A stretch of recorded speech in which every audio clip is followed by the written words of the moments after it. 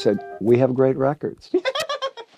You're the best records, actually. We did have some great records. I've gone down your resume so much over the years, and we've had these discussions. You know, these people, wonderful people out there, don't realize how deep this goes. I mean, I have this little prop right here. It's a book. I mean, it's the '70s, but he's been into the '80s and the '90s. But I love the '70s myself, to tell you the truth. I mean, look, you got the John Travolta, you got the Bruce Springsteen, you got the Pink Floyd, you got the Led Zeppelin, you got all this crazy stuff. And like a lot of these people, you either worked with or you knew, and I like this Pink Floyd. You know, I know we bounce around. Folks, we like to bounce around. That's what we do. Well, they're truly one of the great bands of all time. Yeah, now these characters, like just this David Gilmour and this other one, and these guys. I met these guys in '73. There was a CBS convention in Los Angeles, and excuse me, we were going to the Troubadour for X number of acts that were playing there that were on Columbia Records, and that's when I met David Gilmour and also Steve O'Rourke, the manager of Pink Floyd, who had just signed with Columbia Records, and their last album, which was Dark Side of the Moon, which was on another label.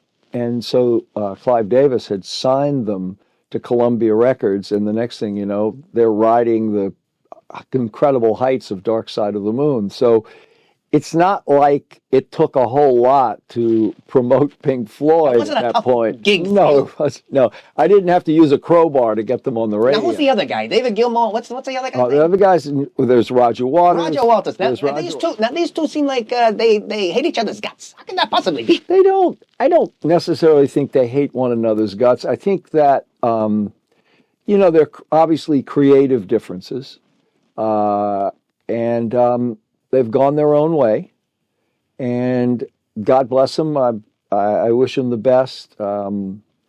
They're very talented guys, and sometimes I think you can look at the highway of rock and roll bands, and a lot of them end up really in tragic wrecks.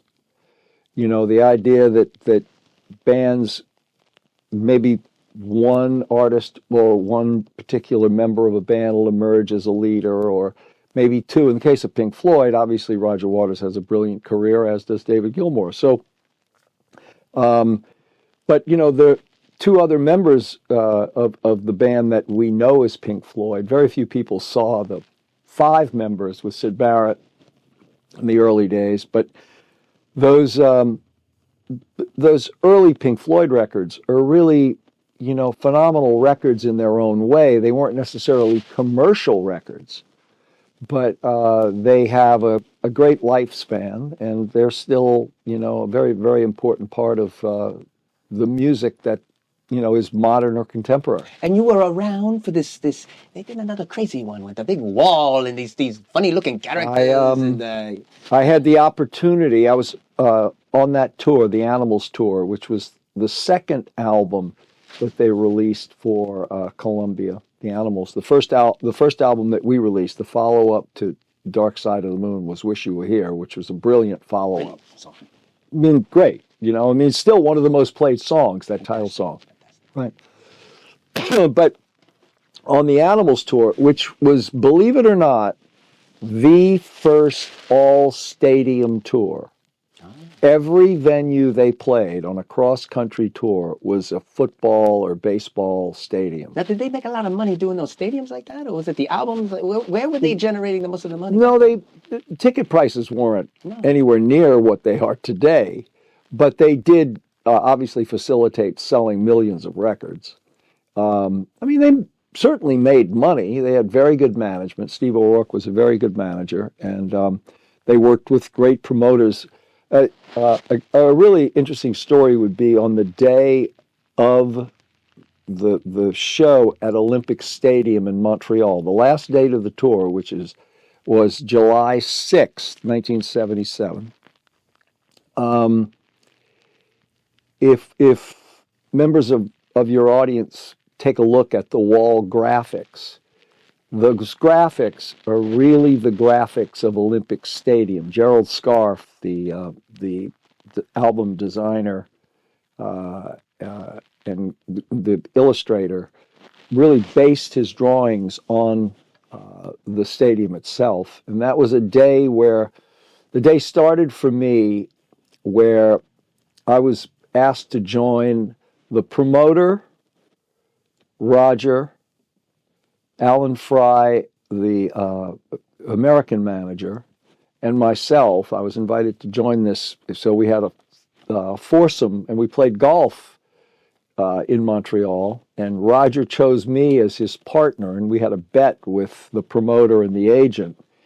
And Roger and I won, thanks to Roger's great golf. I was a decent golfer, but we won that. And then we proceeded to go to sound check.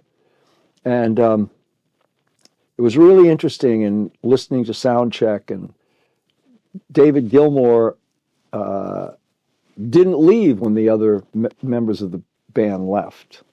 He stayed out there and he worked on a particular riff that he had been sort of mastering, if you will, using the wah-wah pedal and whatever chords he was fiddling around with. And it became the basis for Run Like Hell.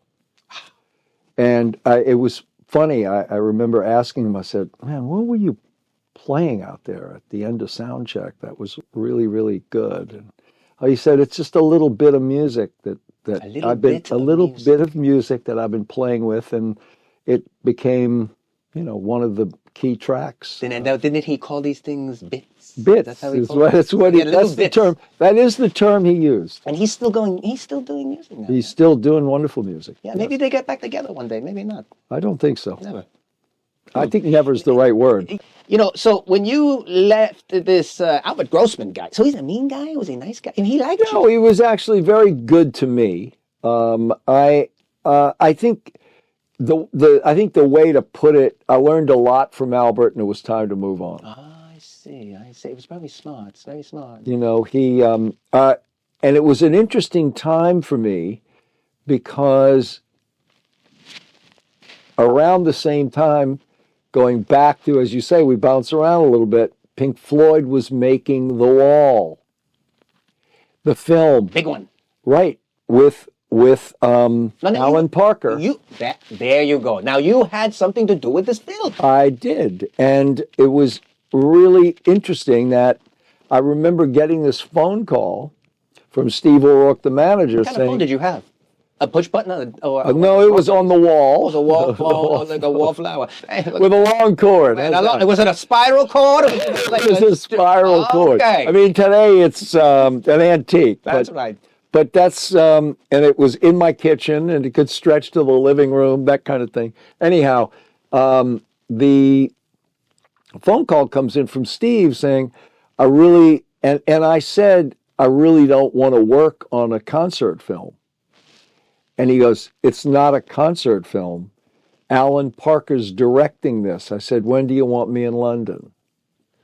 And I flew over to London. I spent 3 weeks in London at Pinewood Studios. I was at Pinewood every day. With the band? With the band. And it wasn't really the band. It was really Roger and Alan and David Gilmour, who was the musical director of the, supervising the music, translating it to film. There's only one new song in that soundtrack of the movie version, and that was When the Tigers Broke Free, which Michael Kamen, an expatriate American, did a beautiful arrangement of, by the way. Who did you get along with the best at that group? Was it David Gilmour? Was it? Well, since I was hired by Steve O'Rourke, who was the manager of Pink Floyd, I got along best with him. Okay, makes a lot of sense. He was the executive producer of the film, and he was sending me a tidy sum every month to work on the film. I had an office at MGM UA.